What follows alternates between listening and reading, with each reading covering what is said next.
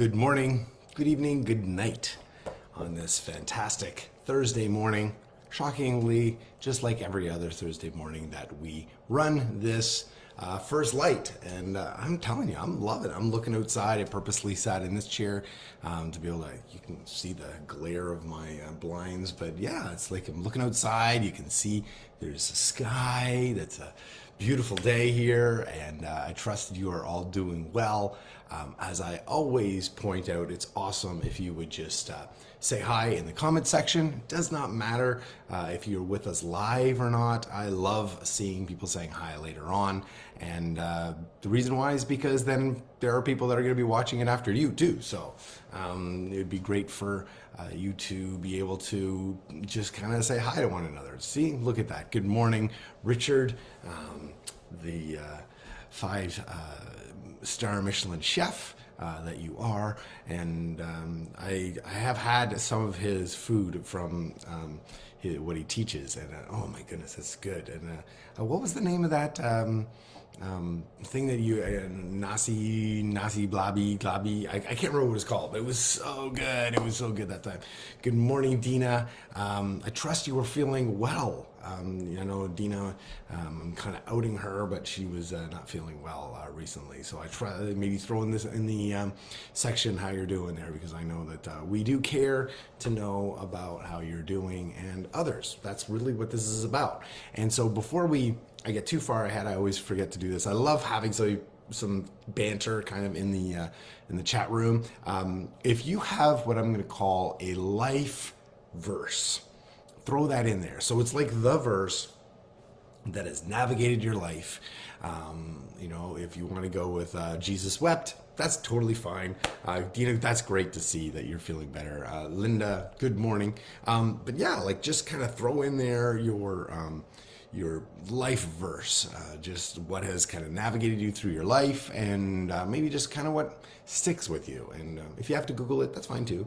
But go with that. But anyways, I want to bring to you a special. I don't think I've shown this one. I think I actually keep a list. Believe it or not, I keep a list of all the mugs that I've shown, because I want to keep showing new ones. And this is not a high priority thing for me to have long-term memory on. So I don't think I've shown this one.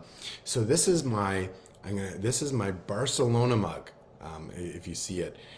Now this is either my espresso mug, or it's been on the set of The Friendly Giant, because this is how small it is. It's this cute little mug. And so Carrie and I got it when we were in Spain, and I use it when I'm drinking espresso. And so cheers. There you go. I almost feel like the Jelly Green Giant and some of that. Good morning, Jerry. We're seeing a lot of each other. We're going to see each other tonight. Again, this is a shameless plug. If you are free tonight on Thursday, April, 28th, come to the church. I believe it's at 6:30. I may even start a little earlier than that, but come early. Come to the church, because we are going to be hosting Summit Pacific College's graduation ceremony, and yours truly is going to be on the platform as a board of governor.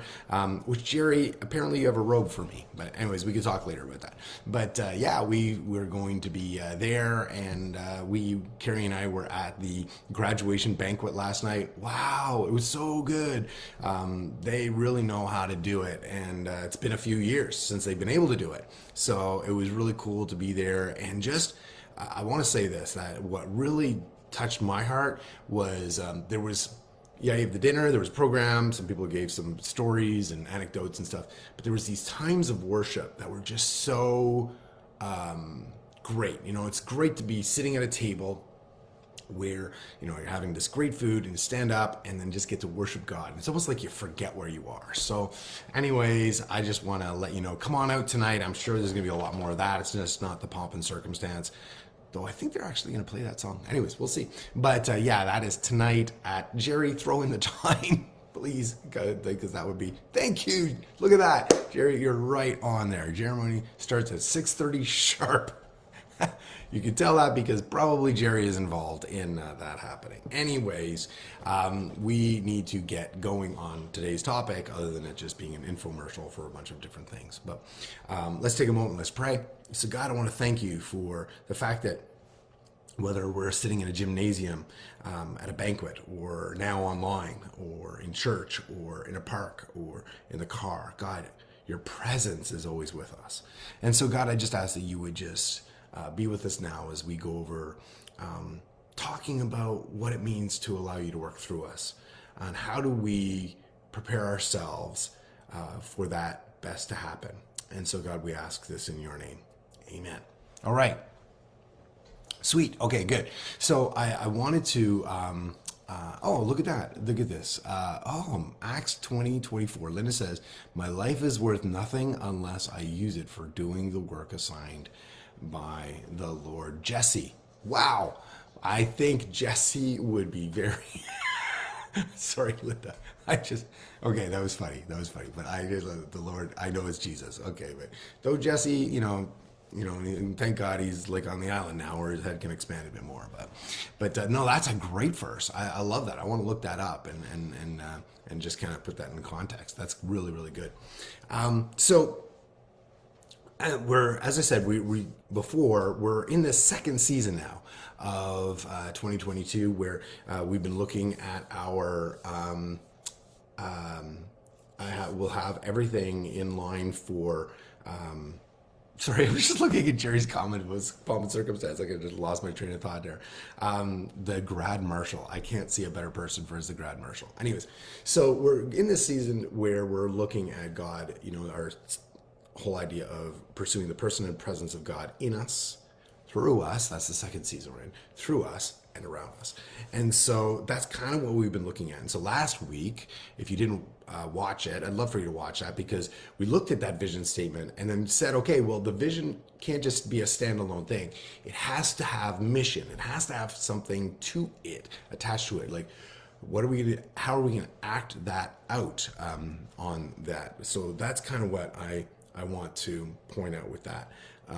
So I wanted to share that this week, I want to talk about my life verse, but we're going to look at it for the next 5 weeks, because I'm going to break it down, because I feel everybody should have a life verse. Everybody should have a verse that just like sticks to it. I don't care if everybody uses the same life verse. It's what is that? What's the word I want to say? Well, what is that verse that instantly just really imparts on you? It's just like you now are attached to it. So mine is found in 1 Timothy chapter 4, verse 12, and I'll read that here now. But 1 Timothy 4, verse 12, and it says this: don't let anyone look down on you because you are young, but set an example for the believers in speech, in life, in love, in faith, and in purity. Okay, so I'll read that. It says, don't let anyone look down on you because you are young, but set an example to the believers in speech, in life, in love, in faith, in purity. And so why that verse really jumped out at me, and maybe you want to, Linda, say why that verse jumped out at you at some point, but why it was I was at a place in my life where everywhere I went, I ended up bleeding. It was just like, I remember when I lived on this dirt road, I remember my mom saying to me at one point, she said, yeah, you were always a leader, you just didn't have followers on the dirt road.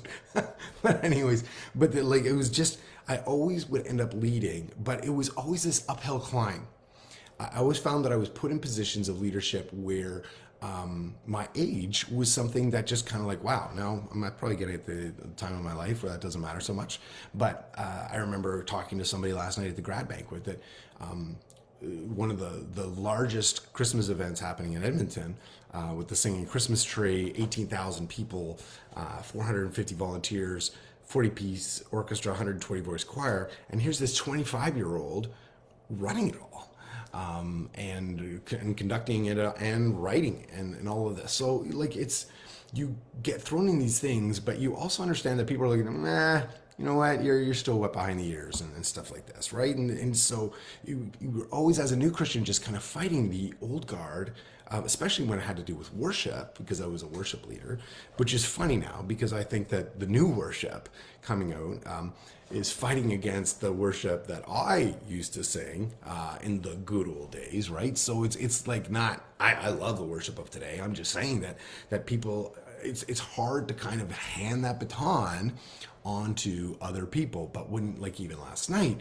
like, wow, like, here's this grad leading us in worship, and it was just like we were drawn right into this thing. So I didn't know all the words, but I didn't need to know all the words. It's that sort of thing. So, right? So when I read this, when I read this verse in 1 Timothy, a fire ignited inside of me, right? So I want you to know, I have preached this verse probably more than any other verse in the Bible, which I look back, I keep a list of all the messages and the texts I use because I don't want to keep repeating myself. But I have not preached this text, which actually surprised me that I've never preached this text here. But I guess technically in the next 5 weeks, I guess in some ways I have. But it's navigated my ministry. It's navigated my personal relationship with God. My marriage is navigated by this. My parenting is navigated by this. My friendships are navigated by this. My pastoring, everything that I do gets filtered at some point when I'm obedient to the work of God through this verse. And that's why, to me, I say it's such a life verse there. So I want to break it down and break down the first section here before we go into this kind of like 5-week kind of study here. So he says this, he says, don't let anyone look down on you because you are young. So who is Paul talking to? Paul's talking to Timothy, his mentee, the student of ministry that he's been schooling, so to speak. You know, we're talking about Summit here, but he's been schooling. It's almost been, he's been there, Timothy's professor, and he's saying, don't let anybody look down on you because you're young. He's Paul's disciple and already knew that Timothy was called to lead others. And we see that in the writings where Timothy's pastoring at this point.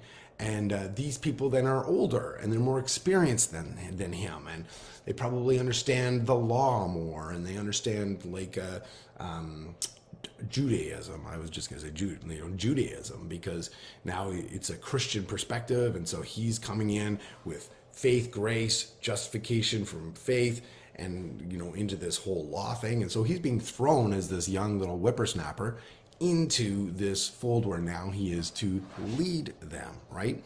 So I got thinking about that. Do you ever feel that you are under-noticed? Do you ever feel like you are under-respected?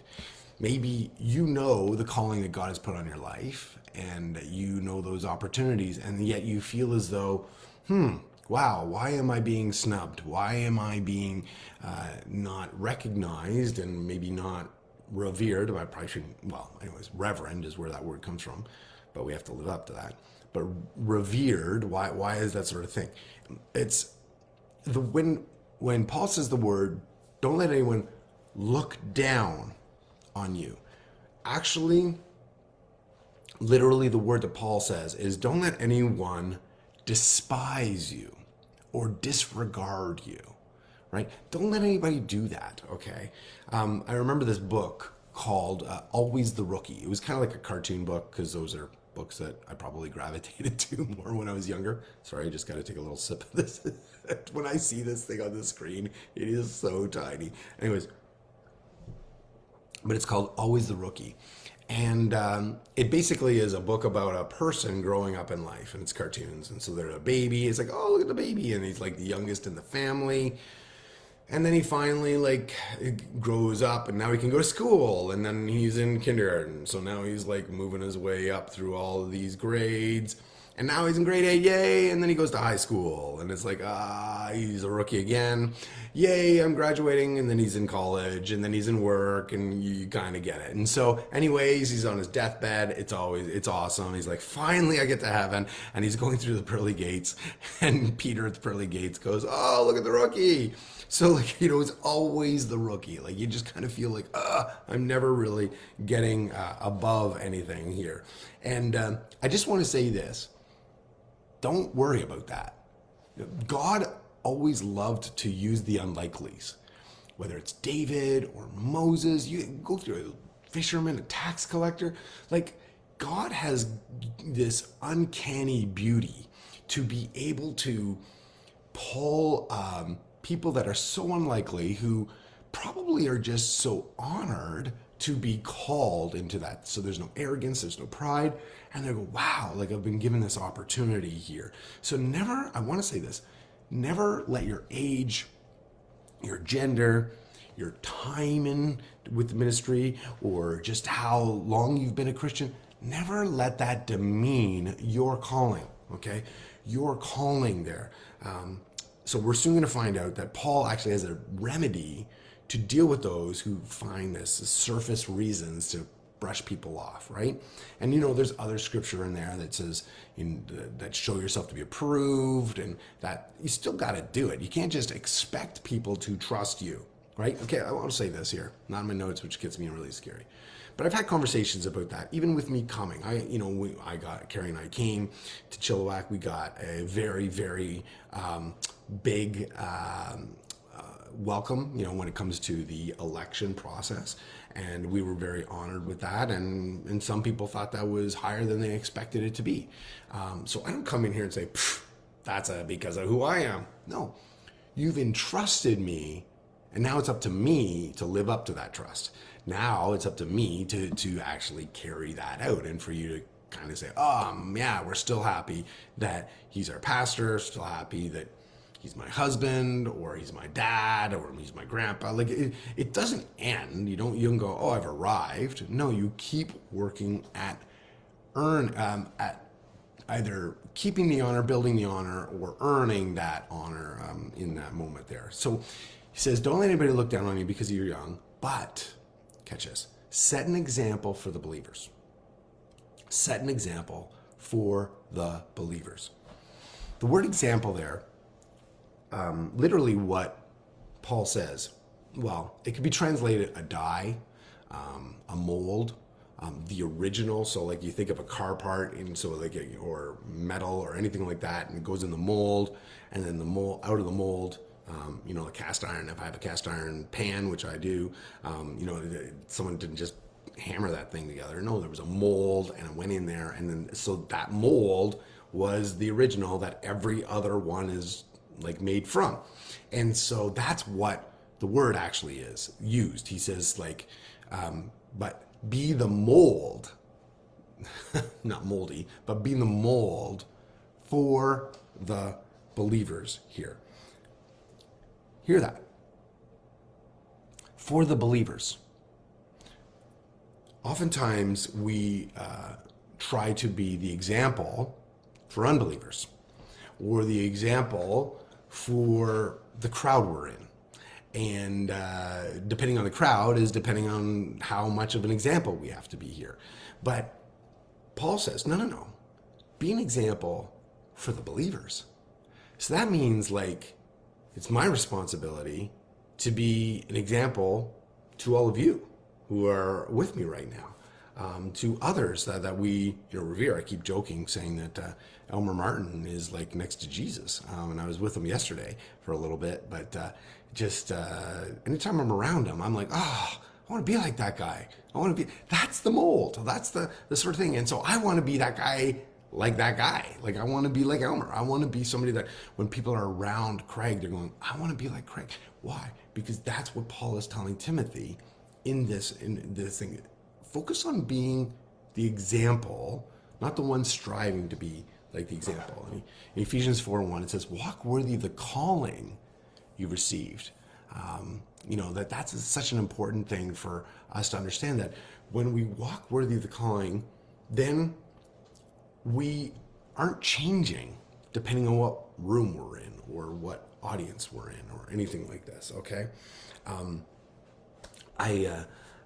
going to leave that alone here because I'm just looking at the time here. So I'm going to leave that alone. But he goes on, he says, set an example for the believers. And he starts off by saying, in speech. Now, I want to say this. As I said, this is my life verse. So I've had probably years to think about this verse, as it's been, over my heart. And I don't think that this is in a list of priority. Okay, so I want to get that stressed out. Or I want to talk about that because when we look at this, I think that for each and every one of us, we will probably prioritize these 5 differently. Okay, in speech, life, love, faith, and purity. So then when we look at these over the next 5 weeks, you're going to find that there may be some that you're like, yeah, I got a handle on that. I got a handle on that. There may be some other things you're going, yeah, that's an area that I really got to work on. So I want you to understand that as we go through this process here, feel free to let some of these be reminders, and feel free to let some of these be like rebukes. Maybe there are certain areas as we look at this, because I'm going to look at 5 different aspects of our lives and the 5 filters. I talked about filters. So these 5 filters that we're going to look at this. So he starts off by saying, in your speech, okay? The word there used is logo. So we get the word logos, which is word, like in the beginning was the word, and the word was with God, and the word was God. Word, logos. That's the word that's used here. Okay, so he says, in your logo. So in every word that you say, is what he's saying. In every word that you say, set an example for the believers. So I looked up just a few verses just to kind of help us with this point, talking about like, where is it that we see in Scripture the impact of our words. And so if I list some of these and some of you go, oh, but what about this? Put this in the chat room as well. I think it would be a real encouragement to other people. But Matthew 15:11 says, it's not what goes into the mouth, this is Jesus speaking, it's not what goes into the mouth that defiles a person, but what comes out of the mouth that defiles a person. It's not what goes in, okay, that defiles a person. Though, there's some food I eat that probably, my body's like, what did you just give me? You know, anytime I eat Mexican. But it's like what comes out of the mouth, that's what can defile a person. And I want to say this, that it doesn't only defile a person. Unfortunately, what comes out of your mouth can define you as well. It can define you. Let me rephrase that. No. It will define you. It will define you. What's that saying? It's better to be quiet and appear stupid than open your mouth and confirm it. Something like that. I think that's what it was. But yes, it will define you, what you say. I remember one person saying to me years ago, saying, I don't like your preaching. I was like, oh, okay. Well, I'm sorry to hear that. And said, you tell too many jokes. And I was like, wow. Like, I use humor to get people to think, on the most part, or just to kind of bring a point along or an illustration. But that person just doesn't like jokes. They're just not, they don't like humor. But they've defined me now as a bad preacher because they go, because you tell jokes. So if you are one of those as well, please don't put that in the chat room and say like, amen. That's, thank you. And finally, where 2 or 3 are gathered. No. See, there we go. So that's that verse there. James 1:26 says, if anyone thinks he is religious without controlling his tongue, his religion is useless. Oh my goodness. I gotta read that again. Just even me, like, wow. If anyone thinks he is religious without controlling his tongue, his religion is useless, and he deceives himself. Oof. Psalm 19 verse 14 says, may the words of my mouth and the meditation of my heart, 2 different things, the words of my mouth and the meditation of my heart be acceptable to you. Not just this, Lord, my rock, my redeemer. And then one that I'm sure many of us have heard, Proverbs 18:21, that says, death and life are in the power of the tongue. So put in some others. I because of time, I didn't want to put in a whole list of them, but there may be other ones that kind of really jump out at you here. But remember, this context that we're looking at, this filter. Set an example to do not let people look down on you because you are young, but set an example to the believers in your speech, life, love, faith, and purity.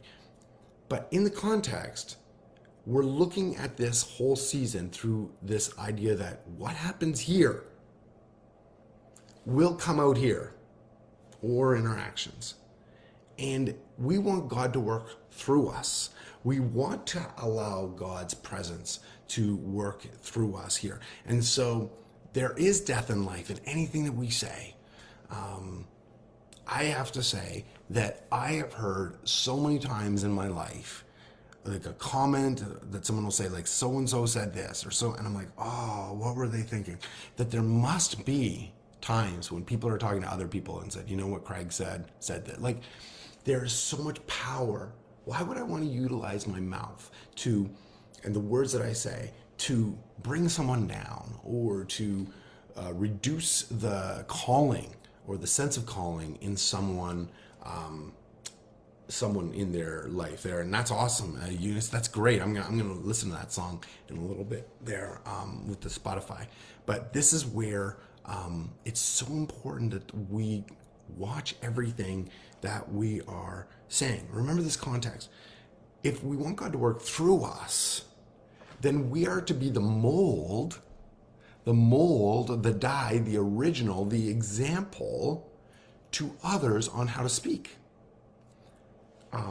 We've got Noah and our granddaughter, and she's coming in on 4 months soon, old. And I love it because she'll start like saying like certain syllables, like that sort of thing. And so I'll go like I use the same thing to speak, and she was like, oh my goodness, I think I'm communicating. I'm not sure what I'm saying. I don't know what she's saying, but like that's where we're using these things to build someone up. She's like, right. So our words have that power, and so why wouldn't we be using it as a model to others on how to speak?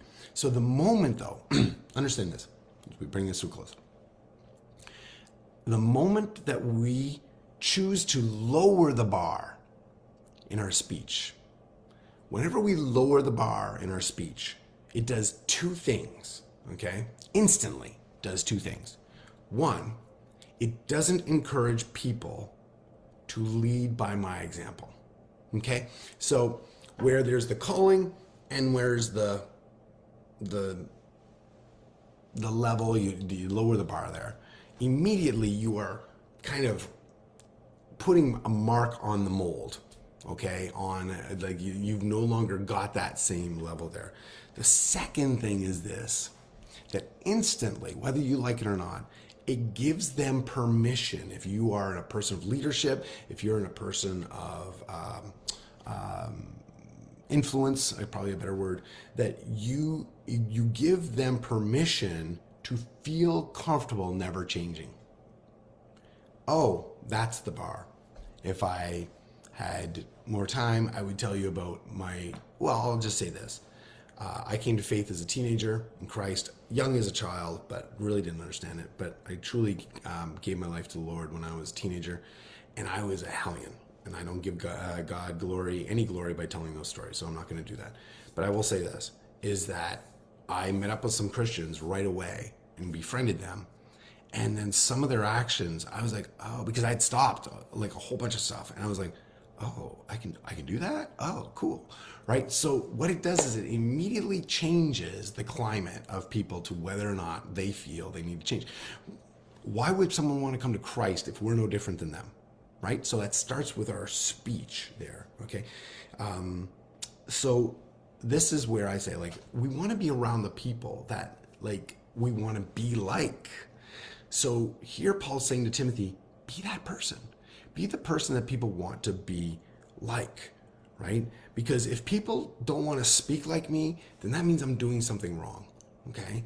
It doesn't mean I'm using the same sort of style of communication. That's not what I'm getting at. I'm talking about the level of speech that honors God, right? Am I building people up? Am I an encourager? Am I one that just kind of finds people to be able to just let them know that I really appreciate? Like, what am I doing? And I want people to be like me. So the moment that I'm like, don't be like me, then I'm not being the example, right? So that's where we have to change. So I bring this, tighten this up. This is going to be what I want you to do. Every week I like to do this first step kind of thing on this. First light, bring it to a close. I want you to find on your smartphone, or if you're a book person, just kind of keep the book person by you and just Roman tally all of the times today that you say something and go, that's not the example. That's not the example. Do it. And I want to encourage you right now, because it's going to be painful perhaps when you're now focusing on everything you say. How many times do you go, wow, that wasn't the bar. Oh my goodness, that wasn't the example or the mold. Just document it. And then tomorrow and the next day, so for the next 7 days, I want you to beat your score.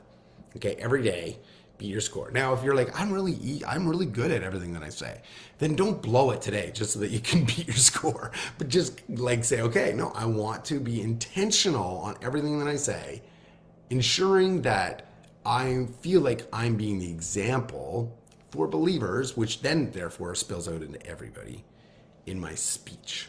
Okay? So may the words of my mouth and the meditations of my heart be acceptable to you, Lord. That's really my prayer for each and every one of us today. So I will hopefully see you tonight, and you will be able to see our grad marshal, Jerry Reeder, and by 6:30 sharp it starts. Can't wait to see you then, or on Sunday we continue our series called The Coolest Questions That Jesus Ever Asked. Now I want to say this. Sunday's subject is very, very sensitive, and it's going to be very revealing. And it's going to be a moment where I really feel that everybody needs to come.